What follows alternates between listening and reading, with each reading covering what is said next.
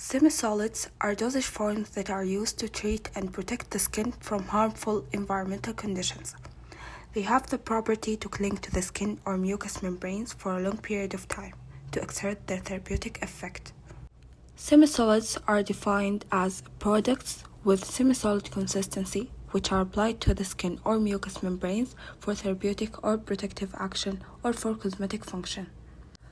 The ideal properties of semisolid dosage form include some of the following: having a smooth texture, elegant in appearance, non-dehydrating, non-irritating, and miscible with skin secretions. In this video, we will discuss two types of semisolid dosage forms: ointments and creams. Ointments are semisolid preparations that usually contains a medicament or medicament dissolves, suspended or emulsified in the base. For creams, they are viscous emulsions of semisolid consistency that are intended for application to the skin or mucous membrane. They can be either oil in water type or water in oil type. In quality control test for creams and ointment, evaluating color and odor is important to ensure product quality. Creams and ointment are typically white or off-white in color, and any color variation can indicate issues with the formulation or the quality of raw material used.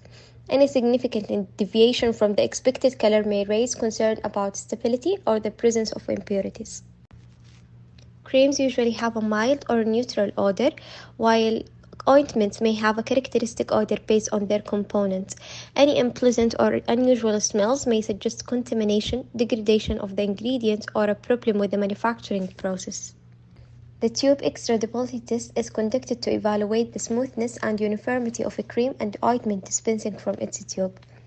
This is essential because consumers expect cream to be easily applied without excessive effort. The test involves squeezing a certain amount of cream from the tube under controlled condition to assess factors like viscosity, textures, and overall product flow. Also, particle size is an important parameter. Many tests can be conducted for particle size. Procedure for microscopic testing: spread the prepared sample on a slide, examine the particle size by the microscope, compare the sizing with the acceptance limit. Consistency testing is conducted to ensure that the product has a desired texture and easy to apply. Penetrometer test is a gravity-driven measurement used to measure the depth of penetration of a specified weighted needle into the cream or ointment under a standardized load. Creams and ointments should be free of any grittiness or aggregates. Rubbing test is used to check grittiness by rubbing a sample of an ointment or a cream between fingers to assess its smoothness. As for testing of microbial content, the potential presence of skin-infecting microorganisms such as Pseudomonas aeruginosa and Staphylococcus aureus in semisolid preparation requires a detailed testing. The testing processes involve converting various preparation samples into solution and introducing each solution into separate volume of a half milli of rabbit's plasma under a sterile condition, allowing them to incubate at 37 degrees for 1 to 4 hours. The obtained results are documented and then compared to the acceptable limits established in the pharmacopoeia. Lastly, the absence of clot formation during this incubation period serves as an indicator that the targeted harmful microorganisms are not present in the preparation. Moving on to sterility tests, depending on the intended use of the dosage forms, such as ophthalmic preparation or products intended for application to open wounds or burned areas, there are two methods available. Method A, membrane filtration, and Method B, direct inoculation. As for the first method, which is membrane filtration, requires passing a product sample through a sterile filter membrane. Microorganisms are trapped on the membrane surface as a result of the separation of liquids component from the semisolid matrix. After that, the membrane is cleaned, put in a culture medium, and allowed to incubate. The absence of apparent microbial growth following incubation shows sterility of the tested samples. As for the second method, which is direct inoculation, for not less than 14 days incubate the inoculated medium, and throughout the incubation period observe the cultures and the containers multiple times on a regular basis. If there is no evidence of growth, it means that it's passed the test for sterility. If there is evidence of growth, retesting is performed with twice the number of samples. As for the retested samples, if there is no growth, it passed the test, and if there is growth occur, it failed the test of sterility.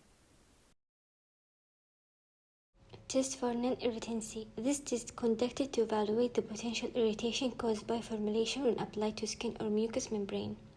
First, select a representative sample from each batch. This sample should accurately represent the final product. A various test system can be employed for assessing non-irritancy, such as vitro method using reconstructed human skin, or in vivo method using animal model. The application method should mimic the intended route of administration for a semi-solid dosage form. The test system is observed for a specific period, typically ranging from 24 hours to 72 hours. During this period, the application sites are monitoring for signs of irritation. Observed skin or mucous membrane reactions are scored, such as scoring scale. These scores help assess the irritation potential for tested formulation. The obtained results are compared against established acceptance criteria or specification. Finally, the test results, including the observation scoring compliant with acceptance criteria, are recorded in quality control documentation. Test for content uniformity. The test performed to assess consistency of pharmaceutical active ingredient distribution within the formulation. First, collect a representative sample of semi-solid dosage unit from batch for testing. Then, prepare the collected sample for analysis by using techniques to ensure uniform distribution of active ingredient through the sample. Use appropriate analytical methods such as HPLC and UV visible spectroscopy. Determine the individual content of active ingredient in each dosage unit. Measure the content of active ingredient in each unit separately and compare it to established acceptance criteria. The acceptance criteria may be expressed as percentage of label claim or statistical measure. Test for penetration. This test is conducted to evaluate the ability of formulation to penetrate and absorb into the skin. The first technique is in vitro permeation testing. This method involves using suitable membranes such as synthetic membrane or animal human skin to stimulate the barrier property of the skin. The semi-solid dosage form is applied to one side of the membrane, and the rate of drug penetration through the membrane is measured using technique like diffusion cell. The cumulative amount of drug permeated over a specific time period can be calculated to determine the rate of penetration. The second technique is in vivo skin absorption study. In this approach, the semi-solid dosage form is applied to the skin of animal or human volunteer. Sampling techniques such as stripping or biopsy are used to collect samples from applicant site at predetermined time point. The collected samples are analyzed to quantify the amount of drug that has penetrated the skin over the time, allowing for determination of rate of penetration.